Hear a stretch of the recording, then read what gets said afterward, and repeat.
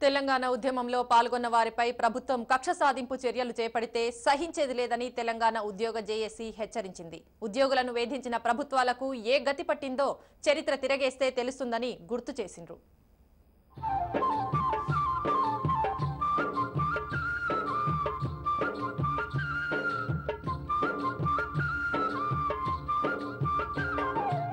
తెలంగాణ ఉద్యమంలో పాల్గొన్న వారిపై ప్రభుత్వం సీమాంధ్ర అధికారుల ఆగడాలను నిరసిస్తూ హైదరాబాద్ ఇందిరా పార్క్ దగ్గర తెలంగాణ ఉద్యోగ సంఘాలు ధర్నా చేసినాయి. తెలంగాణలోని 10 జిల్లాల నుంచి వచ్చిన ఉద్యోగ, ఉపాధ్యాయ, కార్మిక సంఘాలు ధర్నాలో పాల్గొన్నాయి. ప్రభుత్వ బెదిరింపులకు భయపడేది లేదని స్పష్టం చేసినాయి.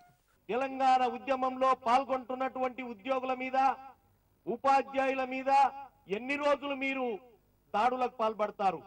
ఎంతసేపటికి, ఎన్ని రోజుల వరకు మా ఉద్యమాన్ని అనగదొక్కుతారు? ఎప్పటి వరకు మమ్మల్ని నాశనం చేయడానికి ప్రయత్నం చేస్తారు? 50 సంవత్సరాల నుంచి పరాయి పాలనలో మగ్గి నశించి కృషించి ఈనాడు అశాంతులమై అభాగ్యులమై పిడికిలు బిగించినటువంటి ఈ సందర్భంలో మమ్మల్ని ఎవడు వేరు చేయలేడు అని చెప్తా ఉన్నా. ఆ వీరుని రక్తాన్ని చూసిన ఈ తెలంగాణ గడ్డ మీద పుట్టిన ప్రతి పులిబిడ్డ, ప్రతి విద్యార్థి, ప్రతి యువకుడు, ప్రతి ఉద్యోగి తెలంగాణ వచ్చే వరకు నిరంతరం పోరాడుతూనే ఉంటామని చెప్పి మనం చేస్తా ఉన్నాను. మరోవైపు కరీంనగర్ కలెక్టరేట్ లో ఉన్నతాధికారుల వివక్షకు నిరసనగా ఎంప్లాయీస్ ధర్నా చేసిండ్రు. అక్రమంగా బదిలీలు చేసిన వారిని యథాస్థానంలో కొనసాగించాలన్నారు. 42% ఉద్యోగాలను తెలంగాణ వారితో భర్తీ చేయాలని డిమాండ్ చేసిండ్రు.